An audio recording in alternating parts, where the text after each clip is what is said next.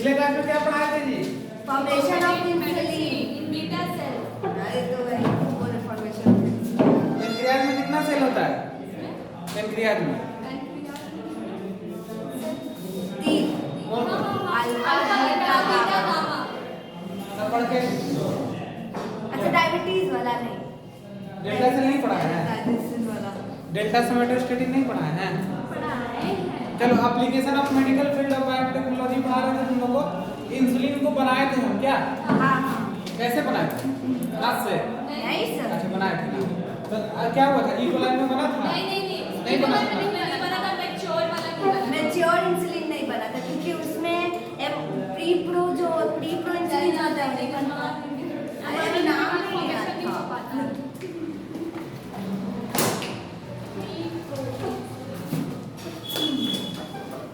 ठीक हो गया था फिर? पूछे? हाँ हाँ अरे सर पूरा पढ़ के ये कह रही हूँ। देखो फॉर्मेशन ऑफ इंसुलिन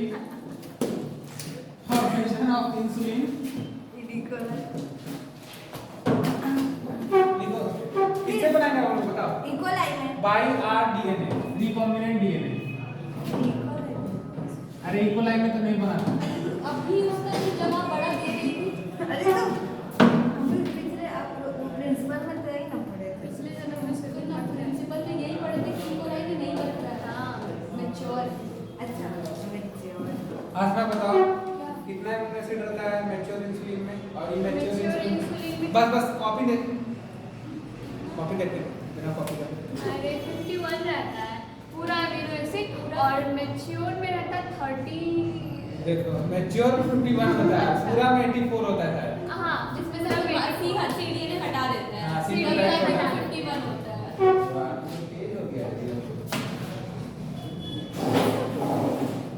किसी को तो कहीं लिखवाया ही नहीं याद। देखो artificial gene of A peptide. आप कैसा ले रहे हैं? आर्टिफिशियल ले रहे हैं। कैसा ले रहे हैं? आर्टिफिशियल।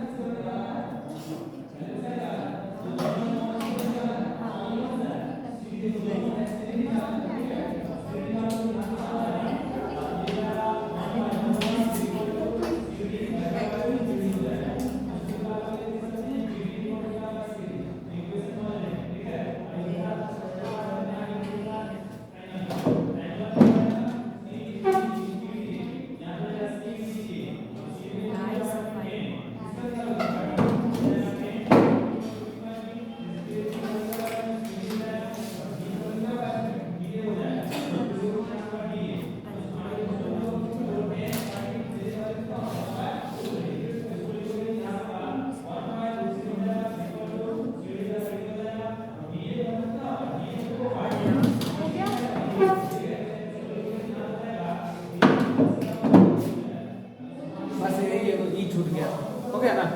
हाँ जरा हाँ और बना दो आगे। नहीं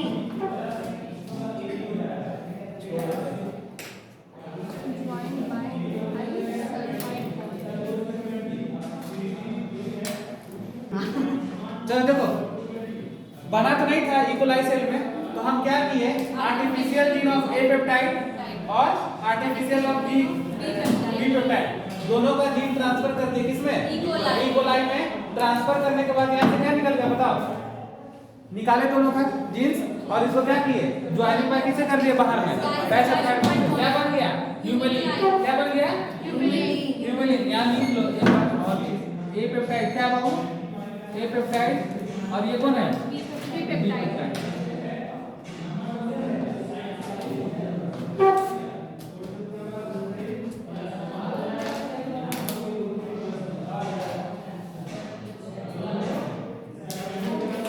हो गया, समझ के बात को ना? तो कहाँ बना, इकोलाई सेल। दो तरह का सेल लेके तब हम क्या किए, बाहर में इसको डाइसल्फाइड बॉन्ड से जोड़ दिए और क्या कर दिया हम लोग का, ह्यूमिलिन।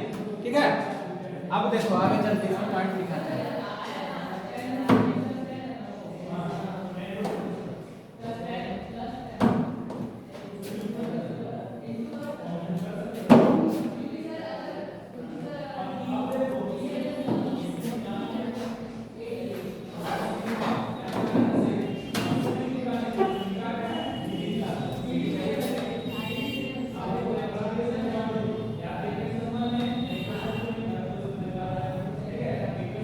देखो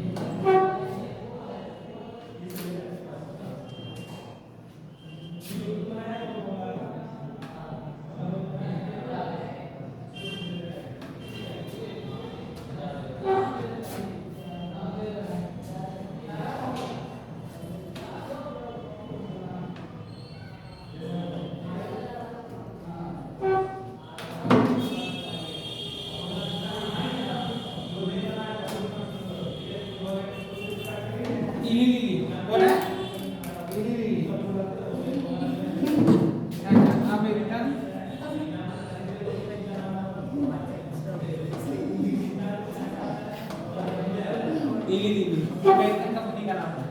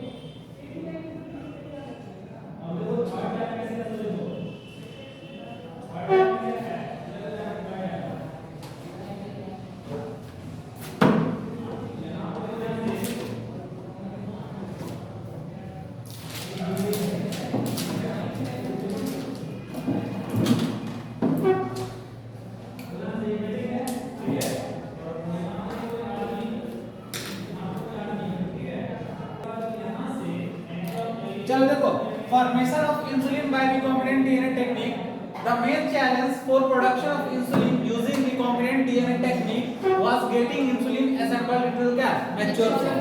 समझ गए? In 1983, first recombinant insulin found by कौन? Important.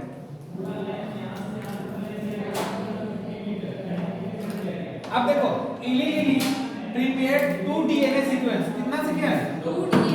Corresponding to क्या? A and B chain of human insulin and introduced them in the plasmid of E. coli to produce क्या? Insulin chain. Chain A and B क्या? Were produced separately extracted और क्या? Combined by क्या? Creating disulfide bond to form human insulin. क्या किया देखो, वही diagram को हम चेंज कर लेते हैं। सबसे पहले हम क्या लिए? एक लिए जीन, समझ गए? प्रमोटर और टर्मिनेटर लिए दोनों, A और B लिए। अब A और B को E. coli में डाले, E. coli में डाल के फिर क्या सेपरेट किए और सेपरेट करके क्या किए? डाइसल्फाइड बॉन्ड को जोड़ के हम क्या बना लिए? क्या बना लिए? समझ गए बात को? यही था उसमें। अब हम लोग का दूसरा है जीन थेरेपी। सेकंड नंबर लिखो जीन थेरेपी।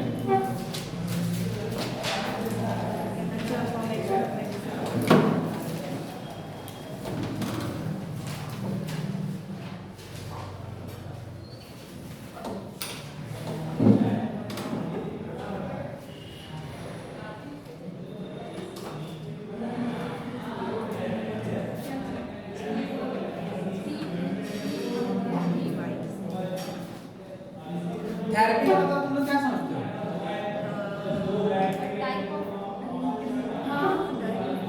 बोलता है ना कैंसर में थेरेपी कर रहे हैं, कीमोथेरेपी कर रहे हैं। कीमोथेरेपी हाँ। थेरेपी कुछ नहीं है, वो मेडिसिन का ट्रीटमेंट है, ठीक है ना? थेरेपी बोलते हैं। क्या बोलते हैं? Gene therapy. क्या है? Gene therapy.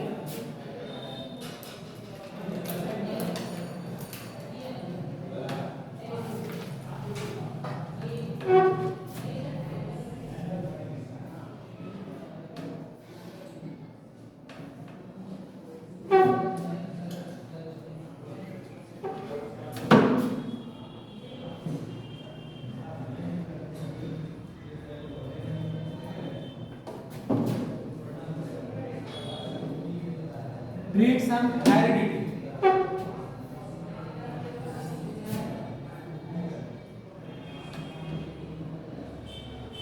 Such as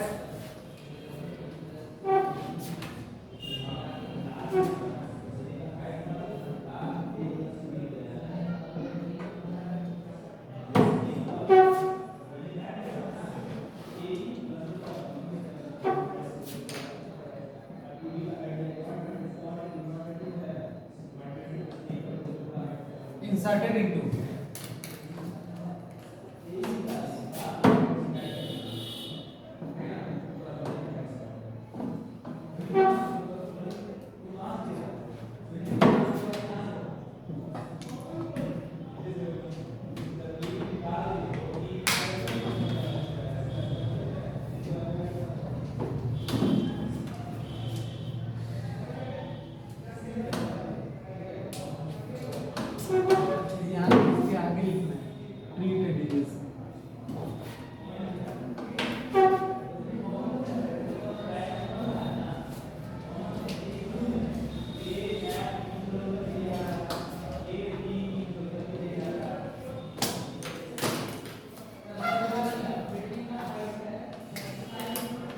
the first clinical gene therapy was given in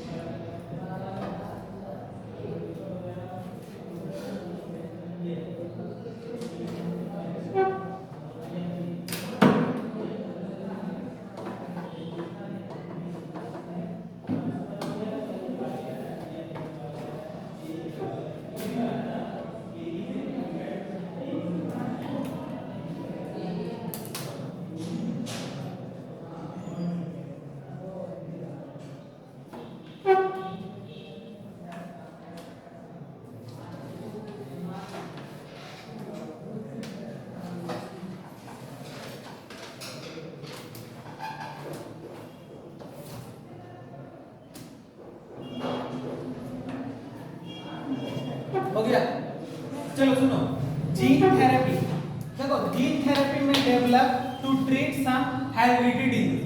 heredity मतलब समझते हो? हाँ पेरेंट्स ठीक, तो उस समय का डिजीज सच एज क्या, SCID और हीमोफीलिया, दो तरह का, ठीक है ना।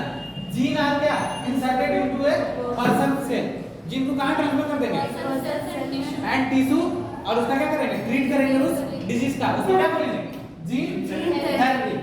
The first clinical gene therapy, जो पहला क्लिनिकल जीन थेरेपी था, वाज गिवन इन कहां, 1990, कहां पे, टू ए 4 ईयर क्या ओल्ड गर्ल विद क्या एडिनोसिन डायएमिनेज ADA डिफिशियंसी, यहां पे यूज किया गया था, ठीक है। बात करते हैं this enzyme is crucial for immune system function. ये ADA क्या करता था, ये अगर जीन में खराबी आ गया तो उसके इम्यून सिस्टम को क्या कर देता था, डाउन कर देता था, क्या कर देता था, इम्यूनिटी को कम कर देता था। अगर इस जीन में खराबी आ गया तो ADA, अगर ADA जीन में खराबी आ गया तो क्या करेगा, इम्यून सिस्टम को वीक कर देगा, और वीक कर देगा तो क्या होगा, जल्दी ठीक नहीं होगा कोई भी चीज। तो देखो अब ये क्या हुआ, तब the disorder cause due to the deletion of क्या, डिलीशन और एडिशन पढ़ाए थे ना, हाँ क्या डिलीट हो जाता है और एडिशन मतलब क्या होता है, ऐड हो जाता है। डिलीशन या addition it is called mutation. क्या कहलाता था, म्यूटेशन। यानी कि क्या हो गया, ADA जीन जो था वो डिलीट हो गया, यानी डिलीशन हो गया, जिसके कारण से क्या हो गया, म्यूटेशन हो गया। सपोज दैट मान लो यहाँ पर हम देखते हैं जीन ऑफ क्या ADA, यहाँ लिखेंगे बाबू, ये क्या हुआ, जीन ऑफ ADA। चलो ये ADA का जीन है, ठीक है। इस ADA जीन से क्या बना बाबू, mRNA का फॉर्मेशन हुआ ना। चलो लिखो ऐसे करके, mRNA बना। mRNA से क्या बनेगा बताओ, mRNA के बाद से क्या बनेगा बताओ, ADA एंजाइम बनेगा। ADA enzyme proteins, all proteins are enzyme but all enzyme are not proteins, ऐसा है ना लिखा हुआ। देखो तो यहाँ पे क्या बना, ADA एंजाइम, ADA एंजाइम हमारा बना। ADA एंजाइम के बाद क्या होगा बताओ, थोड़ा सा एक मिनट सोचो। मैच्योरेशन ऑफ टी लिम्फोसाइट, ये क्या कराता है, मैच्योरेशन ऑफ टी लिम्फोसाइट। ये देखो, अच्छा लिखो पहले, एक बार में समझा देंगे।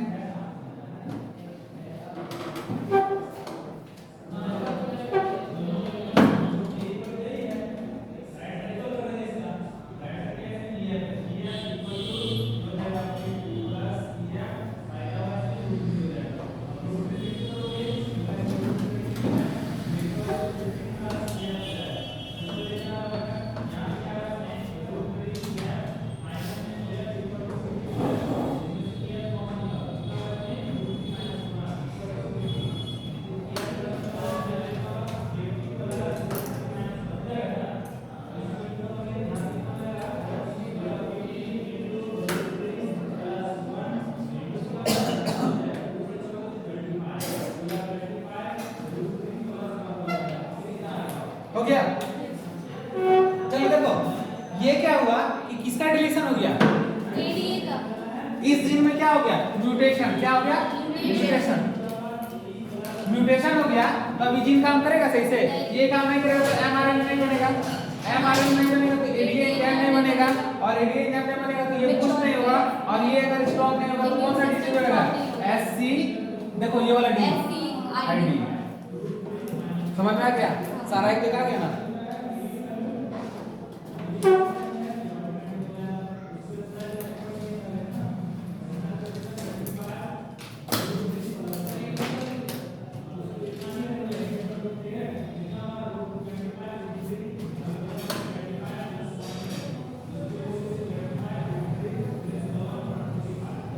हो गया, इसमें कुछ समझाना है, समझ गया ना सब।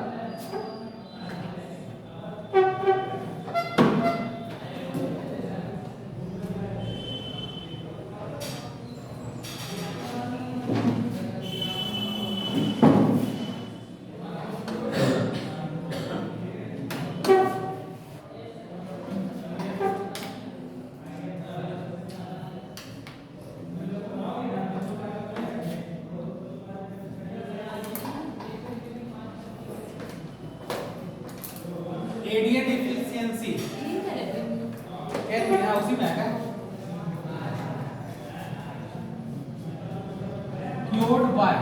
एडीए डिफिशियंसी अगर हो जाएगा तो हम इसको कैसे क्योर करेंगे, समझ रहे हो ना। ए नंबर एंजाइम रिप्लेसमेंट थेरेपी, कौन थेरेपी है? Enzyme replacement therapy.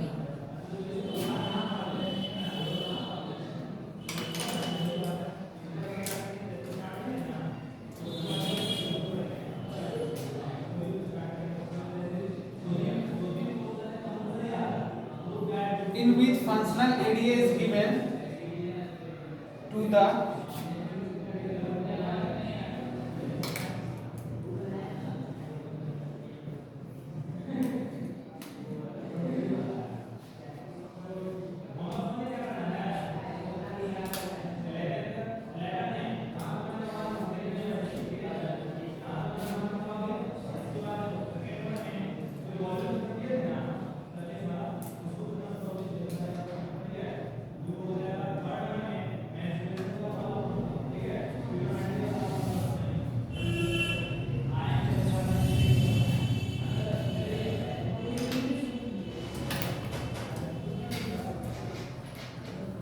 देखो अगर एडीए डिफिशियंसी हो जाएगा तो उसको क्योर करने का पहला तरीका एंजाइम रिप्लेसमेंट थेरेपी, मतलब कि क्या करेंगे, इन विच फंक्शनल एडीए, जो फंक्शनल एडीए होगा जो काम करता होगा उसको गिवन करेंगे पेशेंट से क्या इंजेक्शन।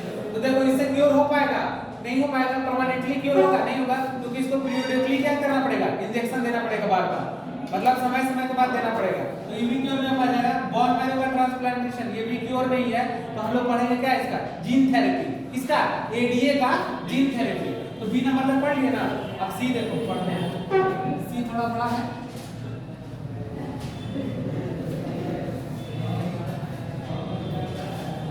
लिखेंगे हम लोग क्या, gene therapy.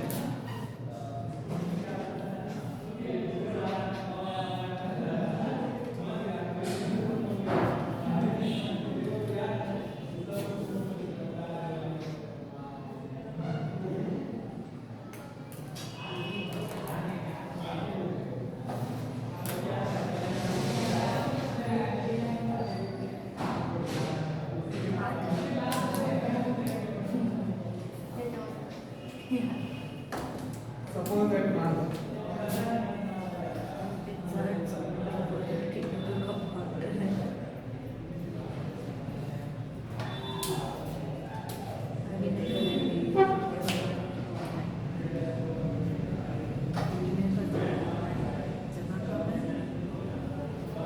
lymphocyte are isolated from कहां से बताओ, ये पेशेंट है, चलो लिखो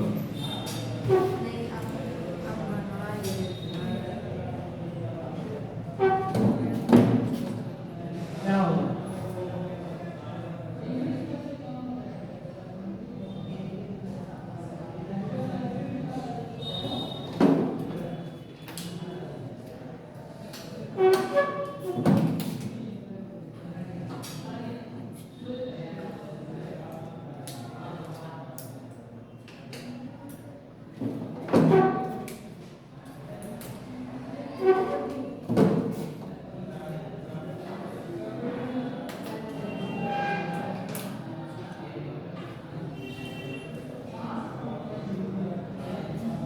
क्या एडीए म्यूटेंट, ठीक है ना। अब देखो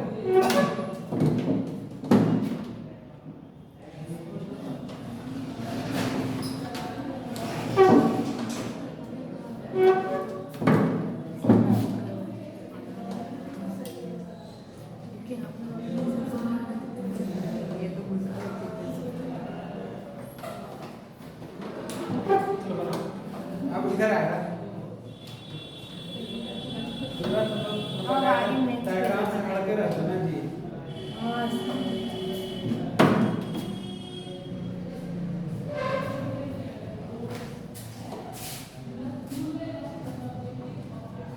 किसका सिलेक्शन कर लिए, यानी कॉम्बिनेंट सेल का।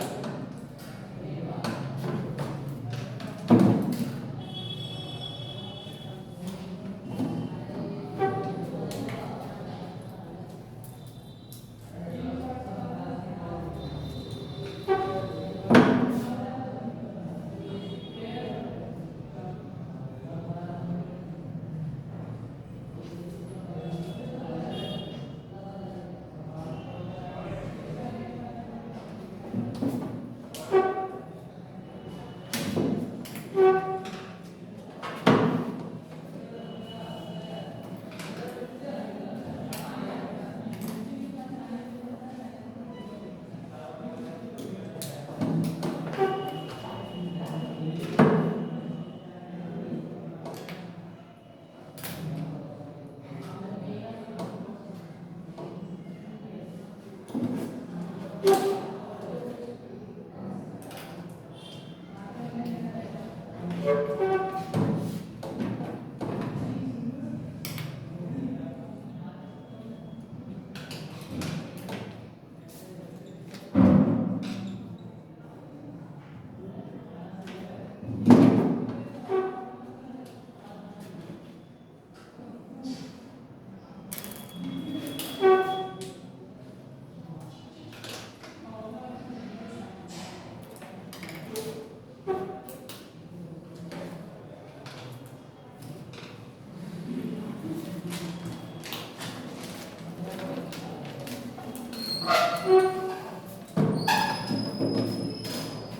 जगह है ना थोड़ा, नहीं हाँ हाँ अपन नहीं लिख लेना थोड़ा।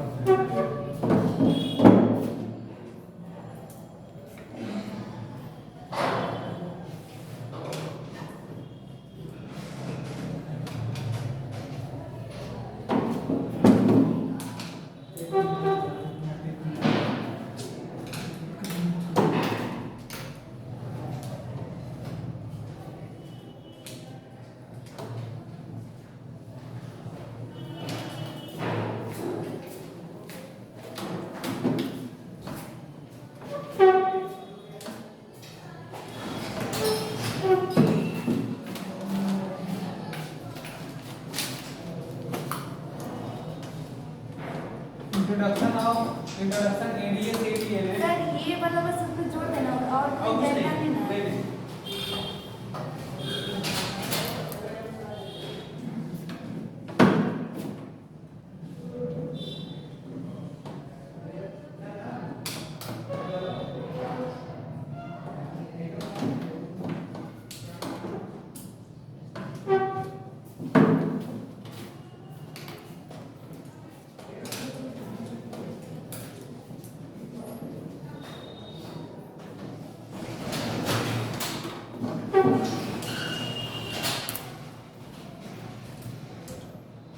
बस और नहीं है ना कुछ। और है समझाएंगे।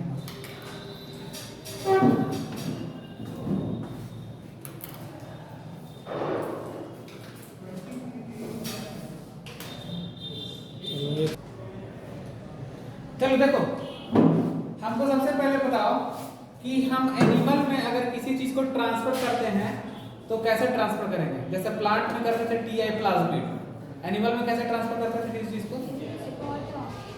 Disarm retroviral factor. याद नहीं है, पिछले वाला क्लास में सब पढ़ा चुके हैं। सुनो, सबसे पहले ये पेशेंट का क्या निकाले, लिम्फोसाइट आइसोलेटेड फ्रॉम पेशेंट, ये निकल गया। और अब ये निकला तो कैसा निकला, जब पेशेंट निकाल रहा है तो ये तो म्यूटेंट होगा ना, इसमें तो होगा, इसके कारण से कैसा होगा बताओ, एडीए म्यूटेंट होगा।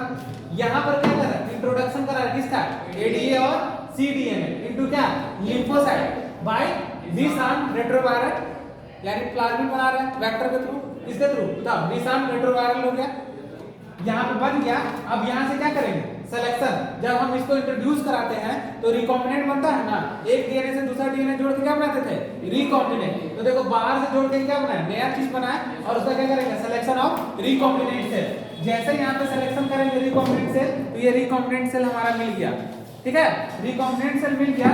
अब ये मिल गया तो ये कम है ना, इसको बढ़ाना पड़ेगा। तो यहाँ क्या पीसीआर करेंगे हम, बताओ पीसीआर में क्या करते थे बताओ, क्या चीज का नंबर इंक्रीज कराते थे, जीन का ना, तो वहाँ पे डीएनए का नंबर इंक्रीज कराते थे। लेकिन यहाँ डीएनए का तो नंबर इंक्रीज नहीं कराना है, यहाँ सिलेक्शन ऑफ रिकॉम्बिनेंट से यहाँ सेल का नंबर इंक्रीज कराना है, इसलिए यहाँ पे क्या होगा, पीसीआर नहीं होगा। तो नंबर ऑफ इंक्रीज क्या बताओ, रिकॉम्बिनेंट सेल, तो यहाँ पे क्या करें, increase number of recombinant cell. जैसे इंक्रीज कराएंगे तो ये क्या हो गया, एक प्लेट पे कल्चर में इसको इंक्रीज करा दिया गया।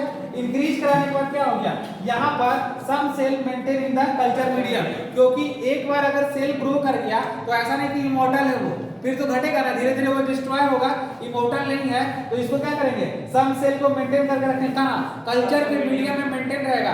सपोज दैट मान लो ये पेशेंट को हम सब इंजेक्ट इन द पेशेंट, मतलब इसमें से हम उस पेशेंट को दे दिए, ये पेशेंट का तो अभी काम चल रहा, लेकिन कुछ समय के बाद क्या होगा, कुछ समय के बाद क्या होगा कि इसका इंजेक्ट जो किए थे अब वो धीरे धीरे कम होगा तो फिर से पेशेंट का इम्यूनिटी सिस्टम लो होने लगेगा, तो लो होने लगेगा तो फिर से हम कहां से लाएंगे? तो इस कल्चर मीडियम में जो बचा के रखे थे फिर से हम इसमें क्या करेंगे? इंजेक्ट करेंगे, जिसके कारण से क्या होगा? ये इसका इम्यूनिटी सिस्टम बूस्ट होगा और ज्यादा इम्यून सिस्टम बढ़ जाएगा। तो समझे बात को?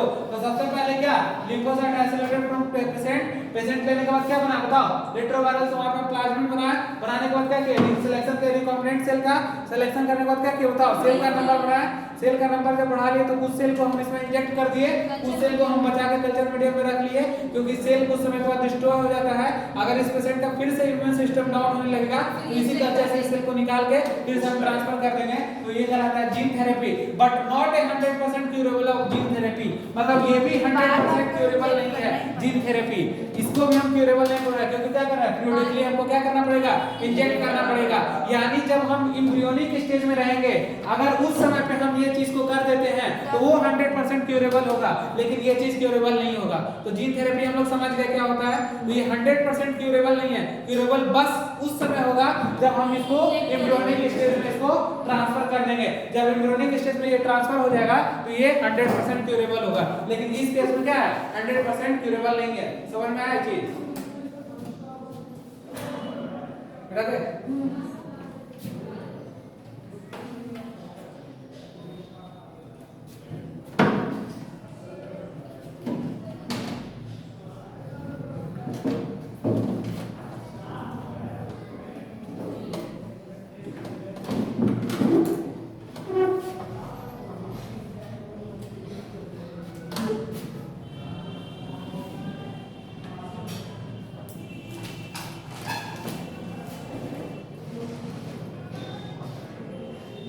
100% क्यूरेबल कब है? एम्ब्रियोनिक स्टेज में।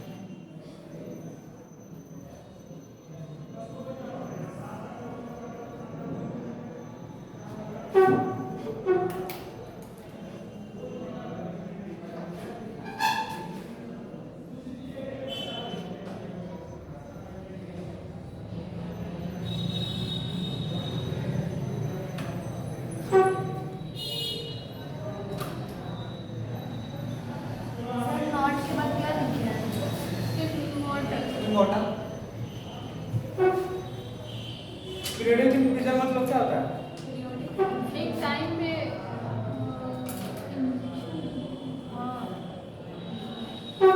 सही बोलिए, जल्दी बोलो। इंजेक्शन लेना, मतलब एक रेगुलर टाइम पे।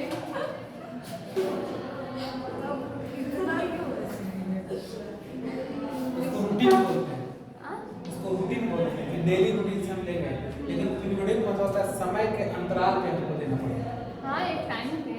एक टाइम पे तो मतलब एक दिन का एक टाइम हो, लेकिन ये एक दिन का टाइम इंक्लूडिंग मतलब क्या, आने वाला समय में देते रहना पड़ेगा, समझिए? उसको बोलेंगे रूटीन, रूटीन चेकअप बोलते हैं ना। हाँ हाँ।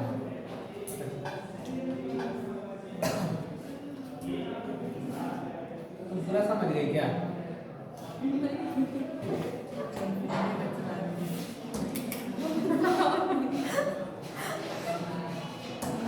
ज्यादा उसमें नहीं, तुम गिर जाएंगे चलो नीचे। देखो देखो, ये 100% क्यूरेबल नहीं है इनका एम्ब्रियोनिक स्टेज। 100% क्यूरेबल है। वही तो देख रहे थे तुम लोग आई embryonic चीज stage में। हाँ चलिए देखिए ना। चलो देखो, एरर नहीं होगा, क्यों? क्योंकि सेम सेल है। हम गलती बोल रहे थे। नहीं। हाँ गलती बोल रहे थे। चलो देखो, तो तुमको पकड़ना था ये फंक्शनल एडीए और क्या cDNA using retroviral vector is then introduced into क्या lymphocyte which are subsequently return into क्या पेशेंट। देखो डायग्राम से समझना बहुत इजी है हाँ सर। इसके कंपेयर में, जो डायग्राम है उसको अच्छे से समझ लेना तो बहुत बड़ा चीज है। मतलब उसी अगर- का एडीए लेके उसी को पीसीआर के PCR थ्रू बढ़ा के PCR? नहीं मतलब कल्चर में ना, हाँ कल्चर में बढ़ा के कल्चर मीडियम में। देखो however these cells are not immortal, वो सेल इमोर्टल नहीं होता है। then patient required periodic infusion अब क्या genetically engineered lymphocyte। अब इससे एक पॉइंट और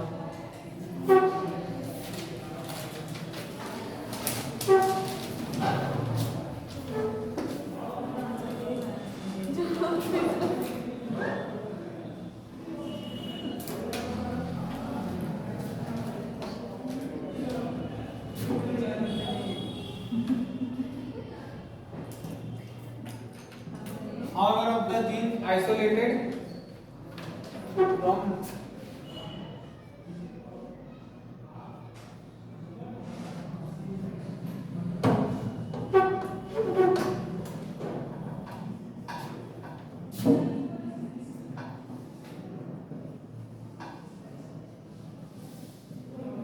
producing ADA is introduced into the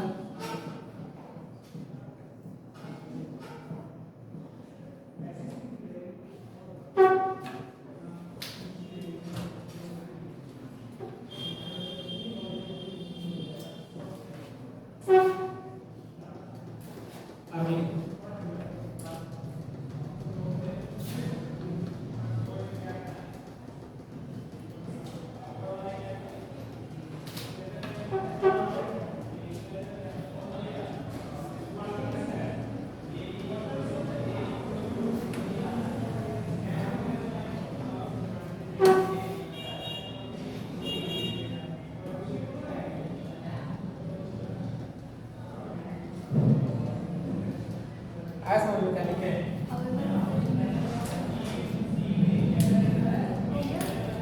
हाँ, देखो अब सुनो, एक इसमें आया था बी नंबर में क्या था ट्रांसप्लांट वाला। देखो ट्रांसप्लांटेशन में बहुत सारा दिक्कत आता है, रिजेक्शन ऑफ सेल्स होते हैं, ठीक है ना। अगर हम ट्रांसप्लांटेशन करेंगे तो उसको इम्यूनो सप्रेसिव देना पड़ेगा, इम्यून को सप्रेस करने वाला एजेंट को देना पड़ेगा। तो ट्रांसप्लांटेशन में इसमें क्या है, सक्सेस नहीं है। सक्सेस क्या है, जीन थेरेपी, पर वो भी कौन वाला, जब हम एम्ब्रियोनिक स्टेज में उसको ट्रांसफर कर देंगे। तो how ever the gene isolated from कहां, mitosis producing ADA in introduced into the cell at a early embryonic stage. Start का embryonic stage, it could be a permanent cure, ठीक है ना। अब इसके आगे हम लोग पढ़ेंगे मॉलिक्यूलर डायग्नोसिस, ठीक है ना। लास्ट क्लास रहेगा कल और पूरा खत्म हो जाएगा, ठीक है ना।